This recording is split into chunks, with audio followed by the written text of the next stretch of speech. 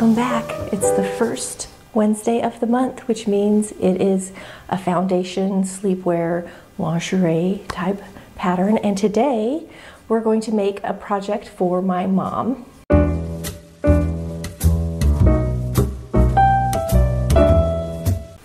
Today's pattern is Kwik Sew 4144.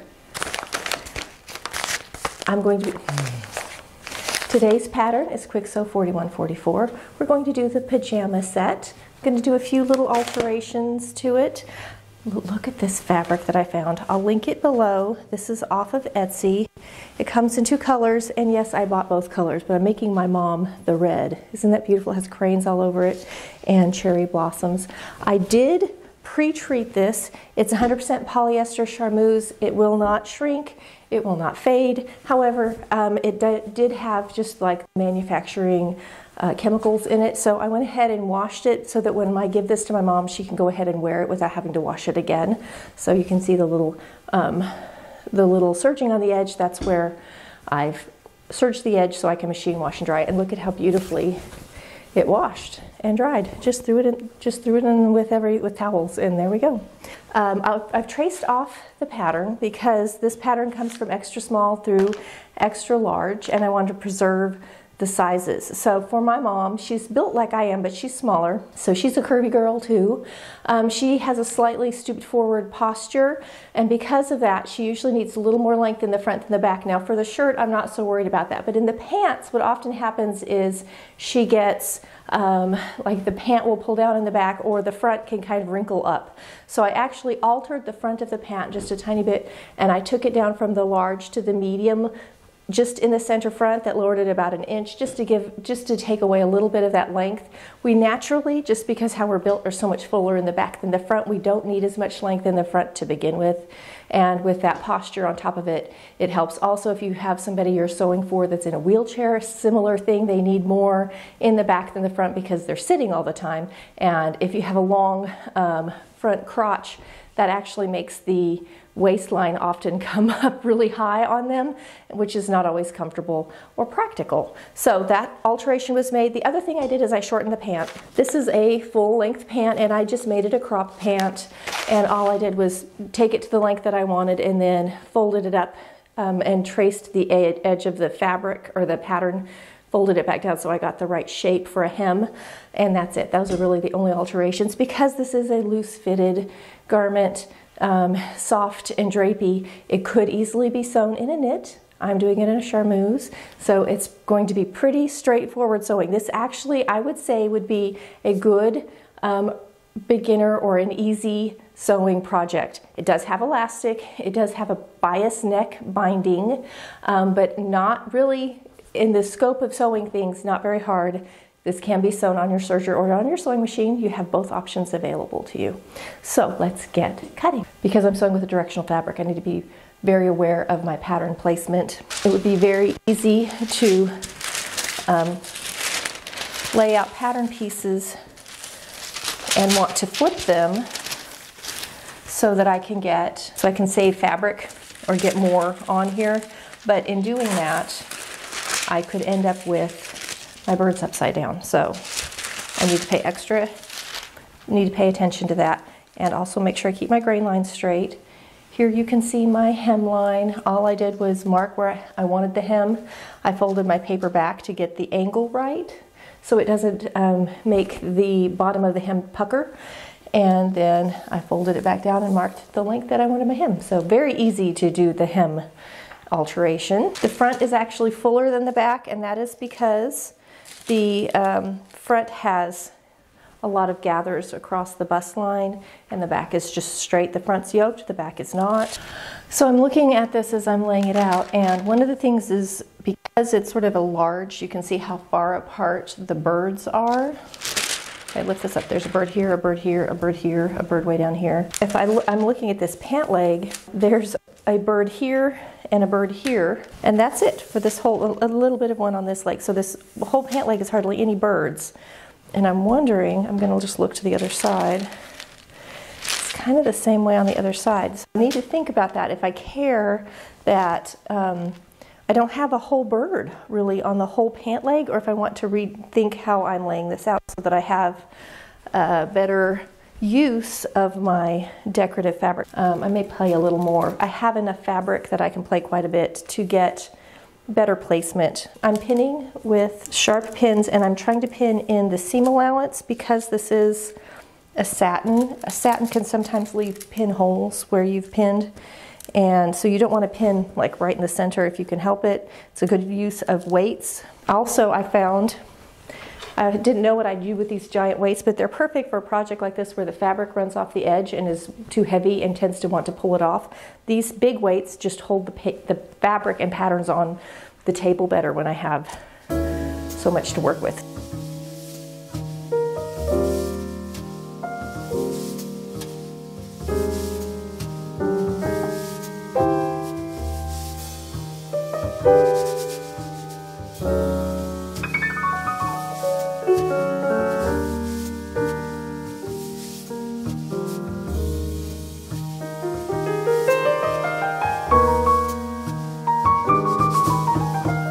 Now that we're all cut out, because I'm working in a very lightweight satin, I've changed the needle on my sewing machine. It's good to change your needles about every 8 hours of sewing, and that's not 8 hours of you cutting out and pinning and ripping. It's 8 hours of the machine operating, and that's because the needles just wear out, they dull. And because I'm working with a delicate satin charmeuse, it's more likely to snag, pull, or leave holes if I have a bad needle. I also want my thread weight to be appropriate, so you don't want to put a very heavy thread in when you're working with a lightweight fabric. They need to match. I'm using a regular sewing weight thread, which would be fine, but if you have been sewing with upholstery thread or buttonhole thread or denim thread, something like that, make sure you've changed it for this. And of course, we always match our thread. So now that I have an 80 weight needle, a 75 would also be perfectly appropriate. For the thing that we're sewing today. I've also oiled my machine again, ran some fabric through just to make sure I didn't over oil it. If you over oil, you'll get oil splotches coming out on your project, which we do not want. So now that I've got both machines set up, the overlock set up just for some seam finishing, and my sewing machine set up with the right needle and thread, the very first step for this project, for top B, I'm not doing the robe, I'm doing the pajamas. So step 1, top B, this is page 3 of the directions. If you're looking at your directions, is we're putting in our basting lines across the center front below the neckline. And there's little circles on your pattern. So if you look at your pattern, there's tiny circles on each side. That's what we're going to gather between. You want to do a 4 or longer stitch length. No back stitching between the circles, one at the 5/8 inch line and one a little closer in, like 3/8 to 1/4 of an inch. So we're going to do both of those real quick so we can start applying our yoke. I don't know if you can see it, but there's my little circle on my pattern. On each side it's going to have no gathers, and the gathers are going to be just down the center front. Make sure when you start to check your stitch, because you're working, if you're doing a satin like I am, or any lightweight fabric, it will want to gather more. It'll automatically start gathering at the foot. So make sure you're not gathering that it's a nice flat stitch. You want to gather after the fact so you have more control over where those gathers go.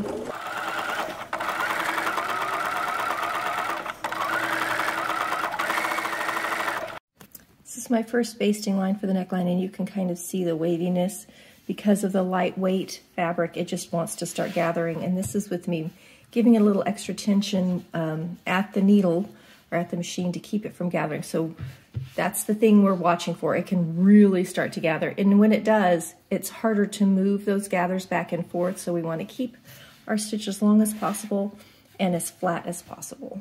Okay, now that we have our basting lines in, the next step is to start pinning our yoke on. Now you should have cut out 2 yokes, and the nice thing about that is you can choose the yoke that you like better for your outside. So here I cut them almost identical, but one of them, this one, has little bird legs hanging down in it, so that's going to be my inside yoke. This will be my outside yoke. So we're going to just start matching at the sides and the center front, and then we'll pull in our gathers to make it nice and even. So this whole area where there are no gathering lines, we can pin that flat. You may be working with satin or any kind of soft drapey fabric might you might feel like you're chasing it around the room a little bit because it's so slickery. Even when you were cutting it out, you probably felt like if you breathe too hard, you move your fabric, which is true. It can be that way. Pin in the seam allowance only. Try not to pin below your seam allowance, just in case the fabric you're working with will leave pinholes. Very possible if working with the charmeuse. So I'm going to pin this on up to the gathers, and then I'm going to pin at the center front, and then we'll move our gathers around to make it pretty. This is the shirt side, so here's where there's no gathers. Gathers, you can see it's not a lot of gather. And then here's my center front, and here's the other side. So now we're going to start just pulling, and I always pull on the bobbin side. That's personal preference because you can see it. So I'm going to grab my bobbin threads, and I'm going to give them a gentle pull, holding both bobbin threads, and we're just going to start easing our fabric down. Whenever you pull gathering lines, there's two things to think about, and one is how much your fabric frays. And I can see this one so far has not frayed much at all, but now that I'm pulling on that delicate edge, it's wanting to fray. So you want to put your fingers not on the very edge, move it down just a little bit so that it's on your stitching lines, and pull there so that you don't make your fabric fray too much. It doesn't take much to move those gathers and make them even, and then we'll be ready to pin it in and sew.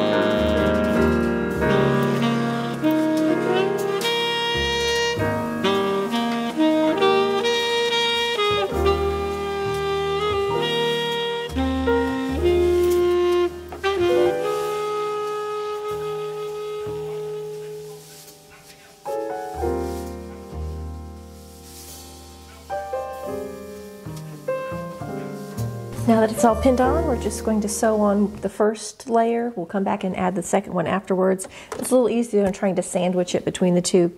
You can't catch if you have any issues with your gathers if you put both yokes on at once. Don't forget, we just basted, so turn your machine back to a regular stitch.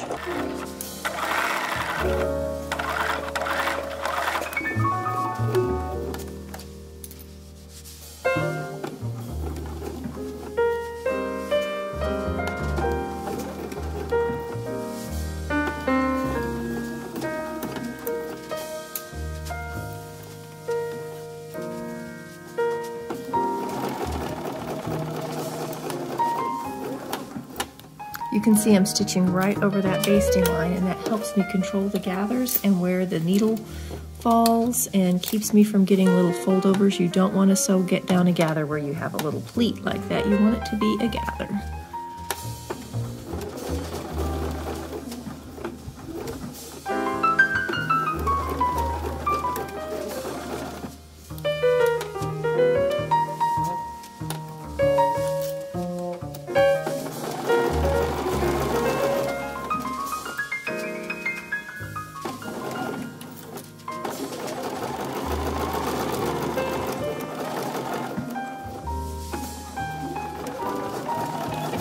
Not going to worry about pulling out my basting stitches yet, but that's how it should look. A little delicate gathers down the front. And now we're ready to sandwich the other side of the yoke. So this time we're doing right side to wrong side on the yoke so that you have the pretty satin against your skin when you flip it up. So we're going to pin it on, and we're going to sew it one more time. And what will happen is the yoke will, on the outside yoke will flip up, and the inside yoke will flip up, and it will be self-enclosed. So we don't have to worry about seam finishing this yoke seam either because it's all enclosed inside. All right, so let's sew that other side on. And then that's the end of step 2. We're going to give it a little pressing, and we'll be ready to move on to shoulder seams. A lot of time yokes are interfaced, but because we're working with a pajama and this is super soft and lightweight fabric, there's no interfacing on it.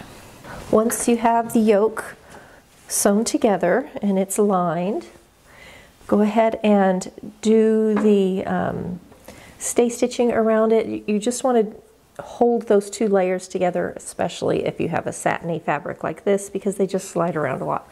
So I've stay stitched around. I'll put a little close-up picture of it right here. And now that we've done that, we're ready to sew our shoulder seams together so we can do our neckline. So the next step is just to do shoulder seams. I'm going to sew my 5/8 inch shoulder seam, and then I'm going to come back and serge that raw edge. You can bias bind it, you can zigzag it, it's up to you. They show it pressed open. I will not be pressing mine open. Mine will be pressed to the back because I'm serging those edges together. And I'm going to go ahead and sew my bias neck piece into a circle so that we can get ready to put it in. So we have this little bias piece. It's very stretchy, so be cautious and careful when sewing that you don't pull and stretch on this much at all, but we're just going to put it together. And so I believe it's 5/8 of an inch, right sides together like this. It's going to want to stretch, so be really careful so you don't end up with filleted edges out. So we're going to sew that, and we're going to sew our shoulder seams, and then we're going to come back and install this. Make sure you get right sides together.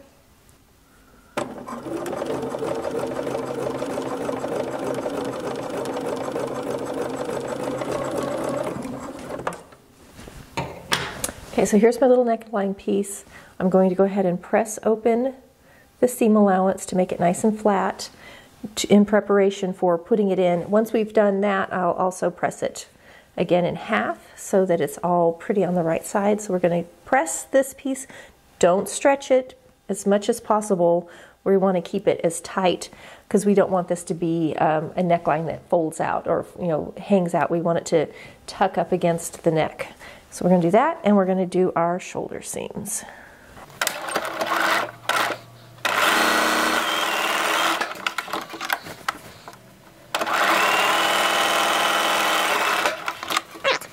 So those are sewn. I'm going to go ahead and serge those edges and press it. So now we have a little shirt. We've already got a shirt started. So I'm going to next serge and press, and then I'll meet you back here to pin in this neckline piece.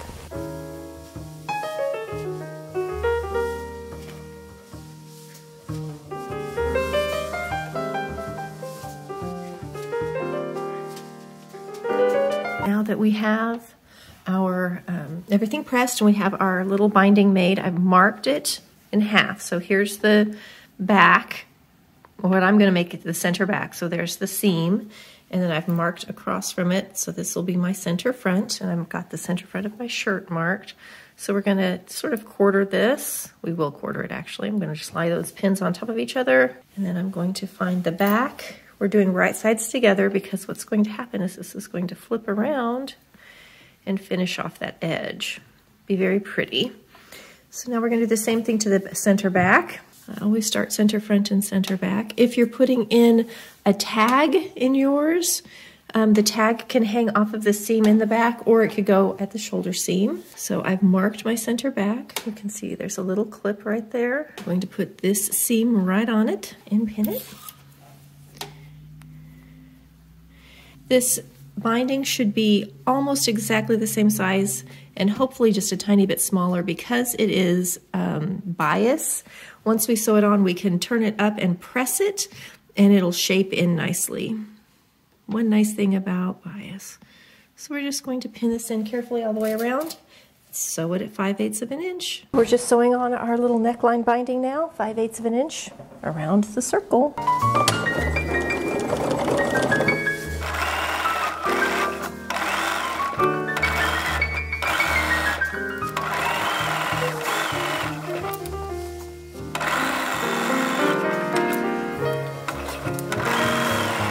Once you have your bias sewn in, we're going to come in and trim down our seam allowance edge to 1/4 of an inch because this bias is going to get folded over to finish off that neck. It's going to be a tiny little bias edge. And so we're going to come in and just trim down the seam allowance to 1/4 of an inch, all of them. We're just going to get it nice and narrow. And once we get that all trimmed off, be very careful not to get something you don't mean to catch while trimming. So if you look, can you see the the difference. This is the original seam allowance. This is where I've trimmed off. Then we're going to press this up first. We're going to just give this a nice press up. And then we're going to press it, I'm looking to see, we're going to press it over the seam allowance. It'll be pretty tiny, and then we're going to stitch it down. Now you can hold the seam allowance on the inside and hand whip stitch all the way around it, or you can top stitch it. I think I'm just going to top stitch mine right around it'll be like an edge stitch. It'll sort of be stitching in the ditch of this, and it'll catch the back side. And I'll show you a close-up of that. So let me get this trimmed out, and I'll show you how it looks to top stitch down this pretty bias. Finish off the neckline. Once we're done with that, we're going to go ahead and put our basting stitches in the sleeve cap of our sleeve. Okay, we're pressing our neckline. I've trimmed down my seam allowance. I've pulled the bias gently up. This is the wrong side. I'm using polyester, so I don't want a super hot iron because it can melt. Polyester is a synthetic. We're going to give this a little press. We're trying to get the seam under here pressed nicely and get that bias to stand up. And then once you get it pressed, we're going to take this bias and we're going to flip it to the back like this. And on the right side, it's going to be pretty narrow. You can also, I'm just going to show you, the other option is to press it up and bring it down just to the seam line, and then you can hand whip stitch that down. That will give you a little tiny bit more bias on the other side. So it's sort of up to you how you want to do that. But we're going to pull this down like this, and then we can hand whip it, whip, whip, whip all the way around. Or if you want to machine stitch it, you're going to actually fold it down a little farther. You want to make sure you get past that seam so that when you're machine stitching, it catches all the layers. You will want to stitch this on the right side. If you stitch on the wrong side, if you're off a little bit from the seam, it's very noticeable. So you want to make sure that this is long enough to cover that. Which is how I'm going to do it. I'm going to turn it this way. So it's going to be about that wide. And then I'm going to come along right below this seam, and I'm going to top stitch to get everything held down. Okay, I'm getting this folded over and pinned into place. This is how it looks on the wrong side. This is how it looks on the right side. And I almost always pin like this so that I'm perpendicular to how I'm stitching, but because this is so narrow and I want to make sure that there is a little bit hanging down from behind, I'm actually stitching parallel to, or I'm actually pinning parallel to where I'm going to stitch. So I'm going to pin this all the way around, and then I will show you a close-up of the stitching. My tripod here. So here's my needle. Here is the seam line, and I am stitching right below it.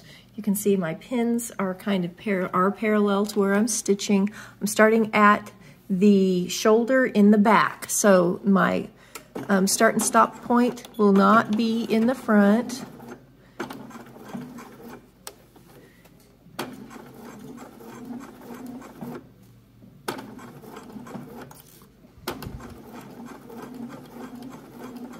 I'm really just stitching in the ditch the best as I can, so that it just disappears. You can't see, can't even see it. And I've really matched my thread as closely as I can too. That makes a big difference. Boy, that pin looks like somebody's been chewing on it. Anyway, we're just gonna do that all the way around the corner. I mean, all the way around the circle. The neckline is done. I just gave it a quick little press, pulled out any basting stitches or anything that showed, and nothing did. There was hardly anything to pull out, but that's how the front looks. It's actually, I just think this feels amazing. I think Mom's gonna really like it. I'm happy. So now we're going to go ahead and, after we baste our sleeve caps, go ahead and sew the underarm seam also under here for the sleeve, and do your seam finish, whatever seam finish you're going to do for that. So let's do that for both sleeves so that we can get ready to put them in. I'm going to go ahead and hem my sleeve before I put it into. I'm just going to kind of make complete sleeves ready to insert them. I was trying really hard to get at least one bird on a sleeve, so there's my crane. I'm gonna have one sleeve with a crane on it. Let's get our sleeves put together. I'm gonna go ahead and baste, underarm seam, seam finish. Then I'm going to seam finish the hem and top stitch the hem in, all of those things, and then I'll come back and we'll put them in. This is a very high capped sleeve. I'll show you. You can kind of see how tall and narrow it is, which fits nicely. Like that feels really good. When they're real long, they can kind of pin your arm down. So this one's a high cap sleeve too. So there's one line, and then I'm going to come back and do one closer to the edge for both sleeves. You know the drill. Put the sleeves together. Get the sleeves completed so we can insert the sleeve. After we baste the sleeve caps, put your machine back to your straight stitch. Go ahead and do your side seam too. So we're going to get side seam in and both sleeves put together, and then we'll meet back in just a second, like that. Hopefully you have put your side seams together and finished your seams on the inside. So here is bodice without sleeves, and I went ahead, and you can too, and put the hem in. It's easy to go ahead and just get it all done. So I have a shirt with the hem all put in, and then we have the little sleeves all put together with their hem. So now we're going to pin sleeves in, sew them around, and the little top will be done, and we'll move on to pants. Right sides together. And then we want to find the sleeve corresponds. This is supposed to be the one. All right, so when pinning in the sleeve, always start at the underarm seam. Line up seam of sleeve to seam of bodice. This does fray teeny tiny fine little threads. I have them all over me. In between all of this, I ran a quick errand and ran into the store and looked down and realized I had threads all over myself. Okay, so we're going to pin in the underarm seam, and then we're going to come up to the sleeve cap, and we're going to find the shoulder marking. There's a little circle on the pattern. We're going to match that up to the shoulder seam, and then pin in the underarm. The arm side matches perfectly. So from knot to the notch, we're going to pin that all in, and then we'll be ready to pull our little threads to get it nice and snug. Should have no gathers, but it'll help make that sleeve cap fit nicely into our arm side. We'll sew in both of these sleeves. Once they're sewn in, I'm going to overlock it to do seam finishes to make everything neat, and we'll have a finished bodice, and we'll be ready to move on to the pants. This sleeve actually fits really well. You won't have to do a lot of easing. Most of the ease will be in the back, and that's because of how our bodies are built. We need that for the shoulder room. Just punched my machine. Sorry. All right, if you have a tabletop machine, or like I'm sewing on right now, because I don't have the insert yet, you can remove that and sew free arm, and it's a lot easier to sew around that arm size. See how it fits right on there? So I'm going to sew both sleeves in, and I'll be back with you in a minute to start pants. And actually, I'm going to go ahead and just give you a heads up. Since you're sitting at your machine, go ahead and get your pant pieces together and cut your piece of elastic. The best way to do it is to measure around your waist and take away about 2 inches. Depending on the elastic and your comfort level, you want the elastic to be just a little bit smaller than your waist. If it's exactly the same size as your waist, it won't do its job. It won't hold it up like it's supposed to. You need to have some stretch in there. So go ahead and get your elastic cut, get your pant pieces together. That's what we're going to do as soon as these sleeves are in. And once the sleeve is in, we're done with this part. Okay, I'm pulling my threads on the bobbin side.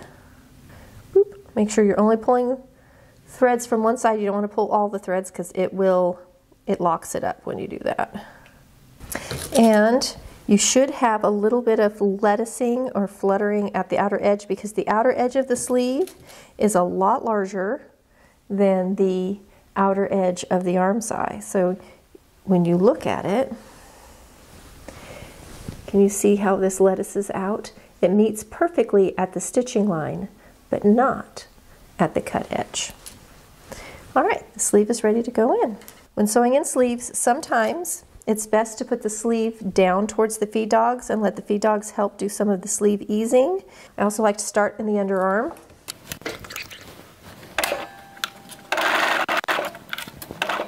Check the sleeve, make sure that it went in nice and smooth and you don't have any puckers, bubbles, or anything, and I don't. There it is. Isn't that a cute little sleeve? Okay, I'm going to go ahead and sew in the other sleeve. I'll be back in just a minute and we'll start. The shirt is done. If you look back that way, it's kind of dark, but it's up there on the dress form already. And we're going to start pants. Now, I've looked at the directions, and the way they have you do the pants is they do the 2 fronts together and the 2 backs together. at the crotch seam, and then they sew one long seam all the way through. That's the inseam of the pant. That is my least favorite way to do pants.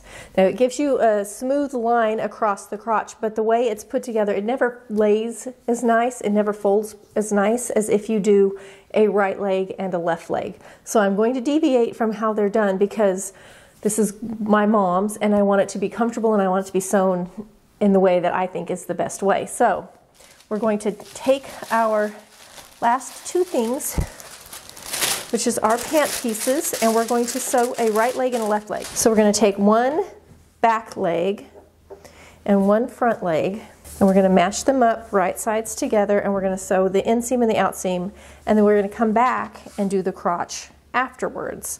And this is a more comfortable pant, and it's a little smoother, and it will not give you as much pucker right in that crotch area. So here's one leg. So you're going to have a right leg and a left leg.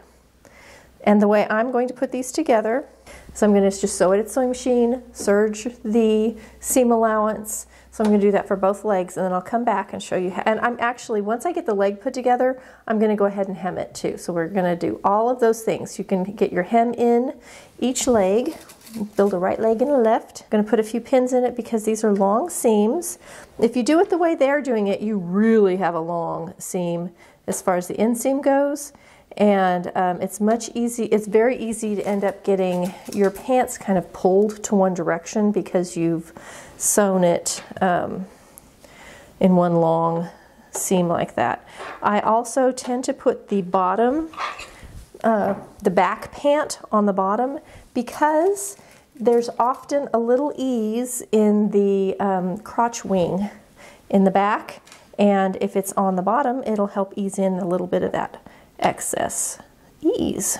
Let's just sew together two pants, a right and a left. Can you see that? So here's the crotch, which is the curvy part. That's the part we're not sewing. We're sewing the outseam and the inseam. I've put in the hem in each leg, and I have seam finished everything, so it's all serged on the inside.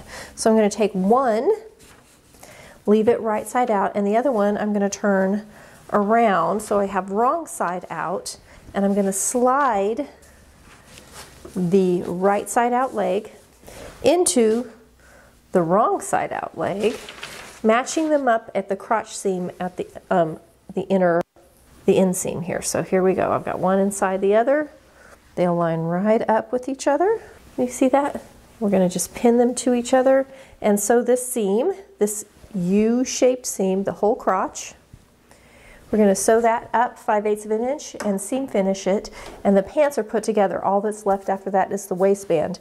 This is my preferred method of sewing a pant because it makes for a nice smooth crotch line, and it won't pull or pucker if you have the inseam seam folding over that U-shaped crotch, which is what happens if you sew it the directions that they have that came with your pattern.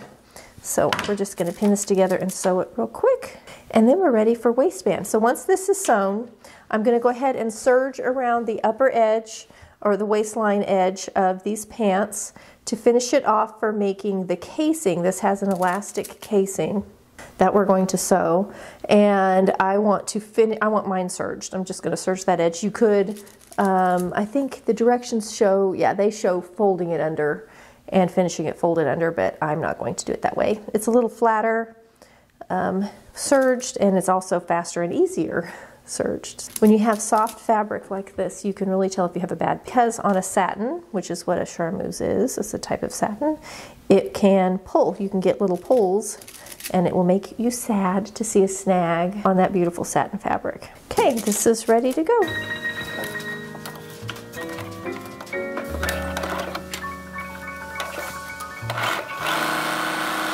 If you are serging this, you could serge it close to your stitching line if you're not serging it together all in one.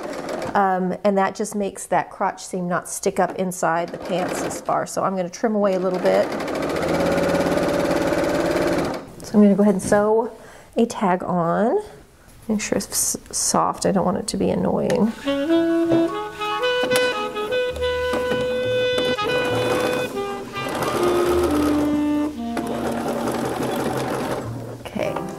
I did not sew a tag on the shirt, and the shirt has a yoke in the front and not in the back, so you can easily tell the front from the back on the shirt. So didn't worry about it, making sure I didn't just put the tag on backwards. I didn't. Okay, we're now going to just turn down for our casing, and we're going to sew top stitch in a casing, leaving a little hole for our elastic to insert our elastic. And oh gosh, yes, because what they have you do is sewing a circle and then sewing around the circle of the elastic. Let's not do that. That is not an easy way to sew. That's actually harder than fishing through your elastic. I do not know why sometimes that shows up on patterns. It always shocks me. So we're going to do this the traditional way. We're going to turn down, make a casing, and sew it up. I'm going to press mine in. I'm going to stitch it or pin it down and press it in, and then we'll fish through our elastic. I believe there's 1 1/4 inch. There is a marking on your pattern so you can tell exactly how much to turn down. A tag.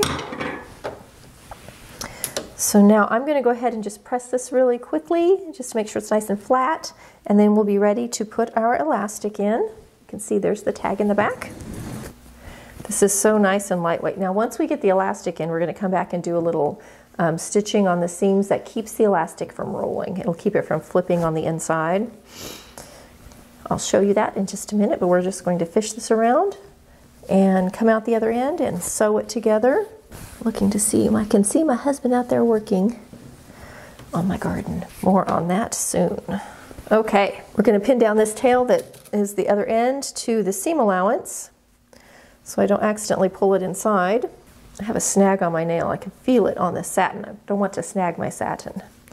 All right, so now you can see this is how it's going to look. It's going to pull in. It's going to be very pretty. Now that the elastic is through, we're just going to overlap our ends. You can see the overlap. Overlap the 2 ends, sew them down. Make sure you backstitch a lot. Okay, I've pulled the elastic to the inside now. I've overlapped and pulled to the inside, and I'm just sewing shut my casing. I'm just connecting back up the 2 lines, and if you stitch in your old stitching line, it's sort of like back stitching, and it's held together. Okay, pants are done, except they need a good pressing, and we're going to take our pants and we're just going to pull and stretch to get the elastic sort of evenly distributed around it, and then at every seam, I want to make sure this is nice and even. There we go. Here's my center front, and we're going to just top stitch right on the seam through elastic and everything, and this is to keep the elastic from rolling inside the waistband. We're going to set this right at the side seam, and I'm going to stitch through the elastic, just leaving it flat, make sure there's no folds under it. And I'm going to do that for each seam to keep it from rolling. Make sure nothing's rolled on the inside first. There we go.